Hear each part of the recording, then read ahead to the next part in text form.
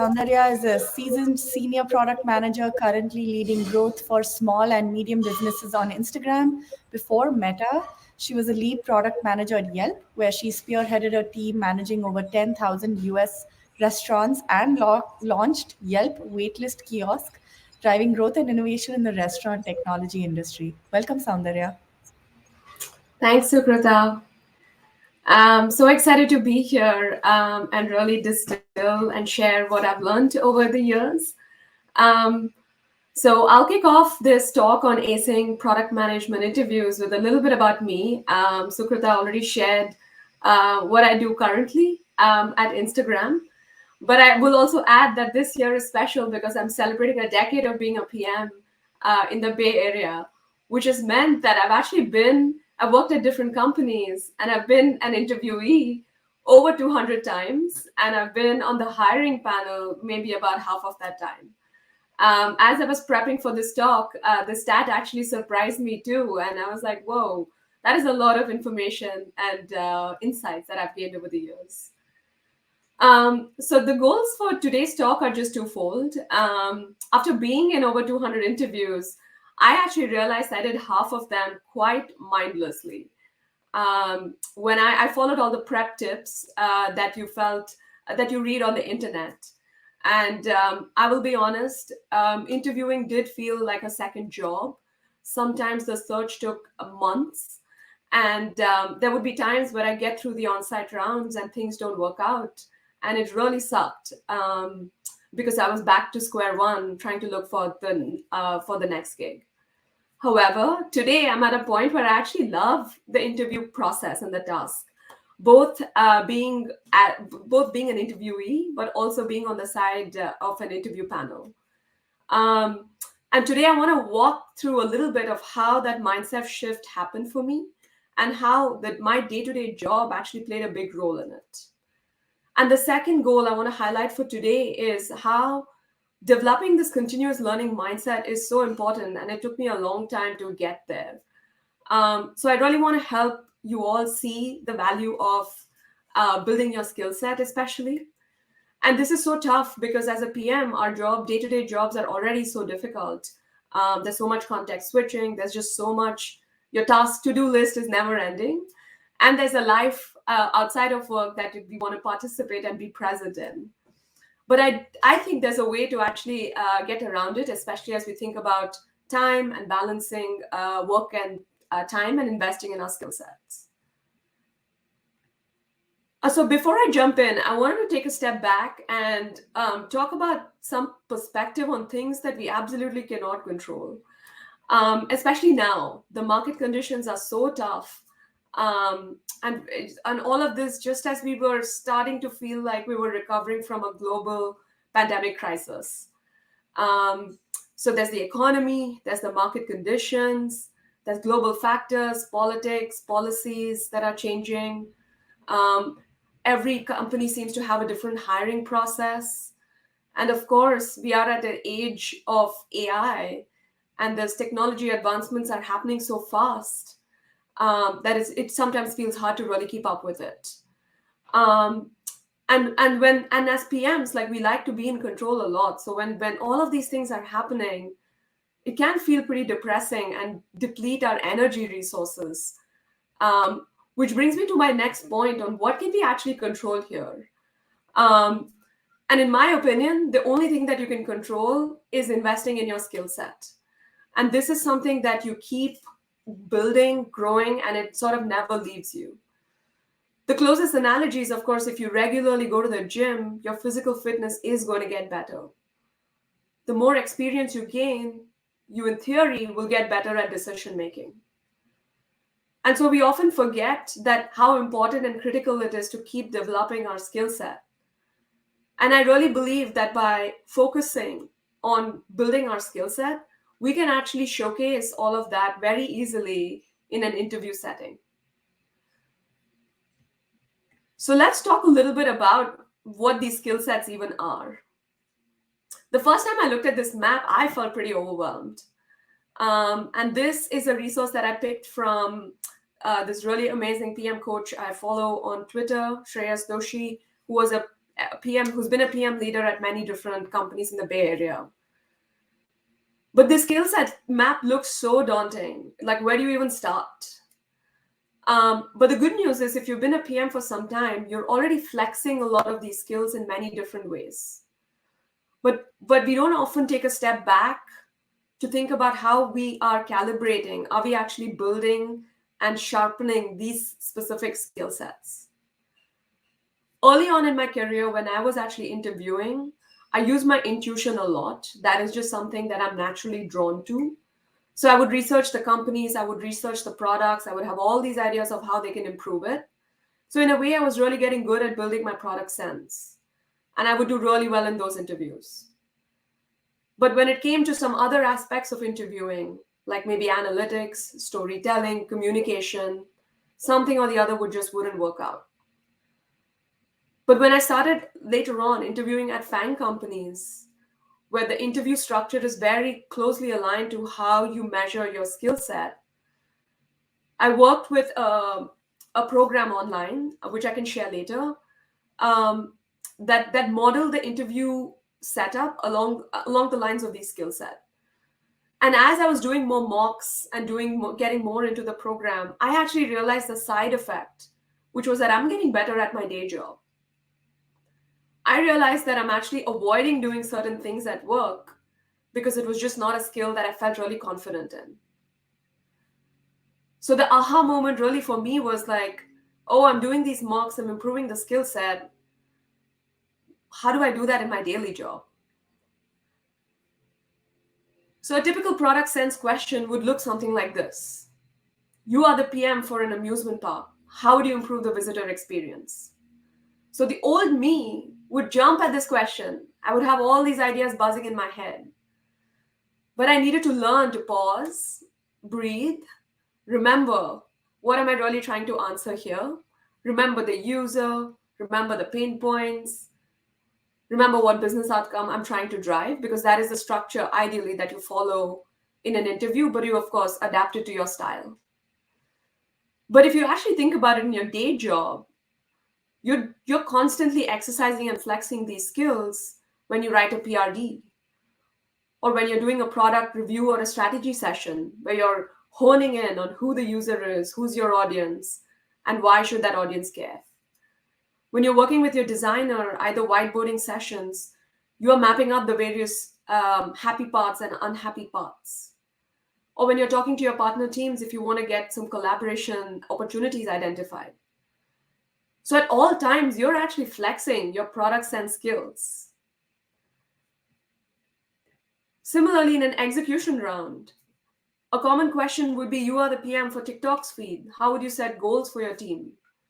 You may not, it's a hypothetical scenario, of course, and you start to think about, oh, what's TikTok's mission? Who are its users? What are their pain points? How do I measure the impact again? But again, you're doing all of these things when you write your PRD, when you're setting up OKRs. Maybe you're debugging an issue, you noticed a dip in your metrics and you're trying to figure out what's going on. Or if you're talking to XFN folks on trade-offs, like which feature should we build, what has a better opportunity size, what will give us a more higher ROI. So to me, it really, like, the shift really happened when I started to see the value of doing interview prep, the skills that it tests for, and how often we actually get to apply it in our day-to-day job. So if an interview setting is so similar to a job setting, why aren't we all acing our product management interviews? Well, obviously, because there are some key differences, right? There's time constraints. In an interview setting, you are, you're given like 30 minutes, 40 minutes to solve that question. There is a lot at stake because you're trying to prove who you are. There's a lot about how you come across and how you are a fit for the role. You're interacting for the very first time with hiring panel, so you're trying to make a great first impression. And you're evaluated on your ability to communicate clearly at all times, and this process can go on for many hours in a single day. But in your daily job, this is like a continuous process, and you're evaluated based on the success of the product. You're interacting with customers, you're interacting with your team members who you feel more comfortable with. There's obviously some key differences. But I do believe that if we start to look at them slightly differently, start to look at how our daily job is preparing us for the next interview, and how the interview process of preparation makes us better at our daily job, it can actually make the whole process much better, give us more fulfillment from a career standpoint. And it has certainly worked like that for me. But I think there's two very important things of a mindset shift that needed to change. One is, how do I think about time? And how intentional am I in taking the time to step back and think about how I did? In my day job, it's very rare that I'm actually questioning, was my PRD number 2 better than PRD number 1? What was my opportunity sizing or my intuition on how a feature would perform? Is it improving over time? You know, a lot of times we do retros for the team to improve team processes, team culture. But very rarely do we apply that retro to our personal growth. And the difference is, we certainly do it when we're prepping for an interview. But I really believe that not doing that on a regular basis, not allocating the time to check in and see how we are improving our own skill set, we're missing out on the compounding effect it could have when it comes time to looking for the next gig. So this is a really cool image that I like to look at. This is a grid. It's it's from this blog called Wait But Why. If you haven't checked it out, highly recommend that you do. So this entire grid, both on the left and right, is about 17, 18 hours in a day that is divided into 10-minute little squares. So obviously a big part of our day is occupied by work. And then all I'm saying is that we need to set aside 3 to 4 little blocks. It doesn't have to be contiguous, but for this intentional practice of investing in ourselves and building our skill set, and using that 8-hour chunk to actually keep flexing and checking in on how we're building those skill set. One of my mentors, she has a CPO role at a high growth company, 2 kids, does a lot to contribute and give back to the community, product community broadly. And she was telling me how she finds time to journal every day. If you look at all the big leaders, they always talk about all these books and podcasts that they are reading. It's because I think somewhere along the lines, people have started to internalize how important it is to build this intentional practice of reading and really sharpening our skill set. And then I think when it comes time to interview, when you're actually ready to look for that next role, the intentional practice time block is probably occupied by mock interviews, which in my opinion is the most effective way to gain confidence while you're interviewing. But all the skills that you've been practicing in your work, by recalling and being intentional about every time you have a conversation on who the user is, what their pain points are, by reflecting on it every single day or every now and then, that habit sort of naturally flows into a mock interview time or an interview time. When you're just sort of then focused on keeping to the structure, keeping to the time constraint, but you're more creative, you're more insightful, you bring about net new ideas because you've been already practicing that previously. So here are some ideas that has really worked for me about how to build that intentional practice. This image on the right, something I absolutely love. It used to be my screensaver for the longest time because it took me a long time to internalize the power of being consistent. So obviously this image on the right is about how the more consistent you are, the further you can get. But the more inconsistent you are, the harder it is to get to that next level. And certainly for me, when I started in my first early days of interviewing, I was pretty inconsistent. I would only care to reflect about what I learned, how the features, like how do I frame the success of the feature, how would I do it differently when it came time to interviewing. But now I've built a more consistent habit of writing, of occasionally sharing on the internet of what I think. And that has really helped change how I do my day-to-day job and also practice for interviews. Pausing and critiquing products you see every day. This is an idea that I stole from Julie Zhao, who's a ex-PM design lead at Meta. She's written a book on making the manager. She's an amazing writer. Highly recommend, if you don't already follow her, to check her newsletter out. But she talks about how, there's products all around us. All we need is to set that intentional time aside to think about, what is it about this product that's different? Like the new Apple Vision Pro headset just launched yesterday. Did we take the time to think about, it's $3,500, like who would pay for it? What other use cases exist? Even if that's just on your own personal notes, that is building intentional practice that really helps build the muscle. And the last thing around numbers and execution, when I was prepping for execution rounds, I would study like what the population of United States is, what is that of California. And now when I look at my MAU, DAU numbers, or if I look at the stats of OpenAI and ChatGPT, I'm trying to actively put that in perspective. So some closing thoughts on this. A mentor once told me that your next job is really a stepping stone for the job after that. And that's how you sort of build this practice of thinking about your career, and you're being more intentional about it. And you're building the skill set that will take you to that next level. I've already talked a lot about making the time to invest in sharpening your skill set. But I also wanted to highlight the importance of, occasionally paying for it. Do courses, attend conferences, to step back and gain some perspective. And then lastly, consider interviewing, even if you're not actively looking. I think one, you never know what job opportunity you may be passing up on. And two, it will quickly tell you where you stand and what you need to pay attention to in your daily job so that you can keep flexing that skill set muscle. And lastly, I wanted to share this really cool visual on product manager competencies. It's from Ravi Mehta's blog. He's also a very famous PM leader.